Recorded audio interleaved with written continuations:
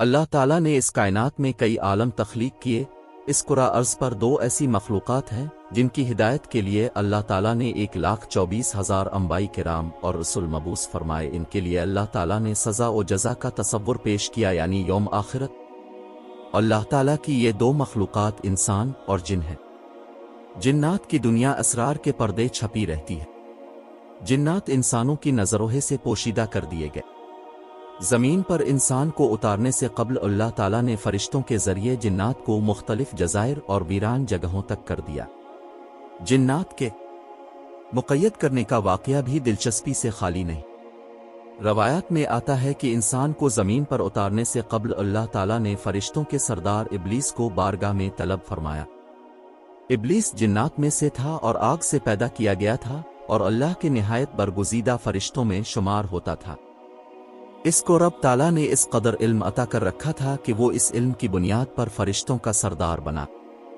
इब्लीस को हुक्म दिया गया कि फ़रिश्तों की एक जमात के साथ ज़मीन पर उतरो और जिन्नात जो ज़मीन पर फसाद और लड़ाई झगड़ों में मशगूल हैं उन्हें वीरान जज़ायर और पहाड़ी गारों में कैद कर दिया जाए, जो एक ख़ास मुकर्ररा वक्त तक वहाँ कैद रहेंगे।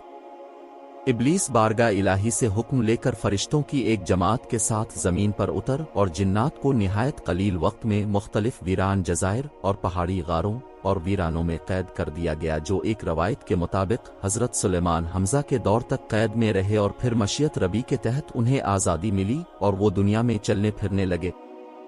जिन्नात को कैद करने के बाद अर्श इलाही तक इब्लीस का फ़रिश्तों की जमात के साथ सफ़र शुरू हुआ। दौरान सफ़र इब्लीस के दिल में गुरूर और तकब्बुर ने सर उठाया और उसने निहायत कलील वक्त में निहायत ताकतवर जिन्नात को कैद करने से मुताल्लिक गुरूर किया। इसकी खबर रब ताला को तो हो गई, मगर दीगर फरिश्ते इससे बेखबर रहे। रवायात में आता है कि ये पहला मौका था जब इब्लीस ने गुरूर किया, जबकि अल्लाह ताला ने इसके गुरूर को तश्त अज़बाम करने के लिए आदम के सामने सजदा करने का हुक्म दिया, तो इब्लीस ने इनकार कर दिया, क्योंकि जिन्नात को कैद करने के बाद इसके दिल में गुरूर और तकब्बुर आ चुका था। मैं आग से बना हूँ, ये मिट्टी की पैदावार, मेरा और उसका किया जोड़ के मैं इस मिट्टी के पतले को सजदा करूँ। हुक्म ताला से इनकार पर इब्लीस को रांदा दरगाह करते हुए शैतान ठहरा दिया गया। हज़रत सुलेमान हमज़ा के दौर में मशीयत ईज़दी और मुकर्ररा वक्त पूरा हो चुका था, जिसके बाद जिन्नात कैद से निकलकर दोबारा ज़मीन पर फसाद बर्पा करने लगे। हज़रत सलमान के मौजिज़ात में से एक मौजिज़ा ये भी है कि अब शयातीन जिन्नात को काबू कर लेते और उन्हें सज़ा के तौर पर दोबारा कैद में डाल देते।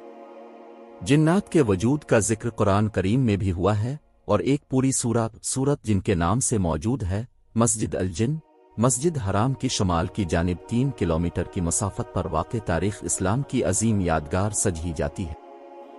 कुतुब तारीख़ में इसकी शोहरत के और भी कई वाक़यात मिलते हैं, ताहम उसकी सब बड़ी वजह शोहरत यहाँ पर नबी अकरम सल्लल्लाहु अलैहि वसल्लम के हाथ पर जिन्नात की एक जमात का कबूल इस्लाम का वाक़या है। अल-अरबिया की रिपोर्ट के मुताबिक मस्जिद हराम के शुमाल में 3000 मीटर के फासले पर जहां आज मस्जिद अल जिन मौजूद है, जिन्नात की एक जमात ने हुजूर सल्लल्लाहु अलैहि वसल्लम के हाथ पर इस्लाम कबूल किया। अब से क़ुरान पाक साना। इस मौके पर अब सल्लल्लाहु अलैहि वसल्लम ने जिन्नात के सवालों के जवाब दिए।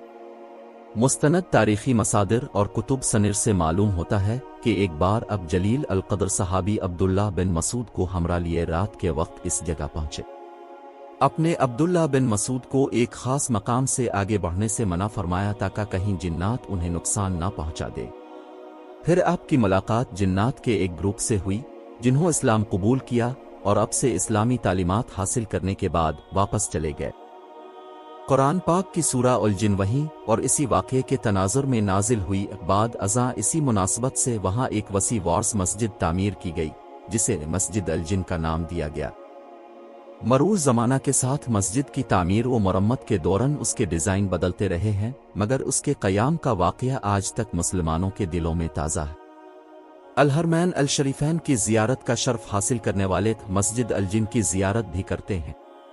मासियाम में यहाँ इफ्तार का खुसूसी इंतज़ाम किया जाता है, जहाँ दुनिया भर से आए ज़ायरीन और मुतमरीन अक़ीदत व एहतराम के साथ इस मस्जिद में हाजिर होते, इबादत करते और इफ्तार में शिरकत करते हैं। जिन्नात के इंसानों पर असर अंदाज होने के वाक़यात भी आए रोज़ हमारे मुशाहदे में आते हैं।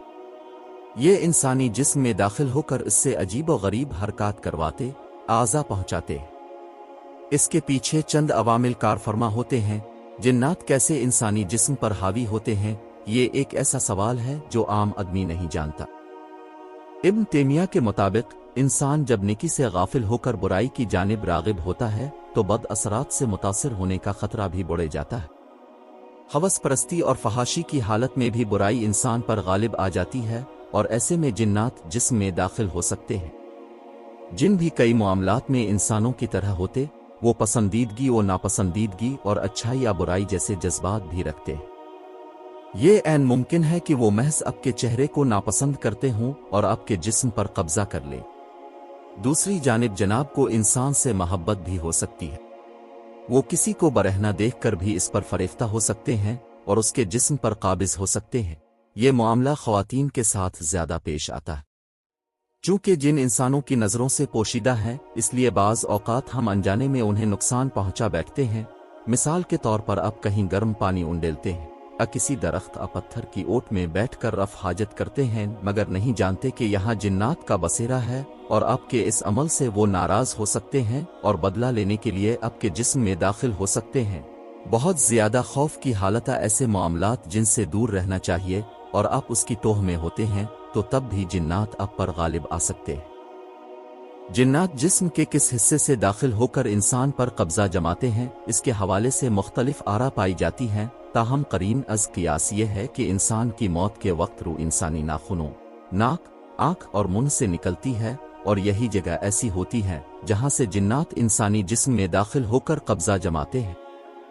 اللہ تعالیٰ نے انسان کو شر سے بچنے کے لیے کئی طریقے بتائے ہیں، جن میں حضور اکرم کے ذریعے تعلیم بھی دی گئی، اور کئی ایسی مسنون دعائیں اور وظائف موجود ہیں جن کے ذریعے جنات کا توڑ کیا جا سکتا ہے۔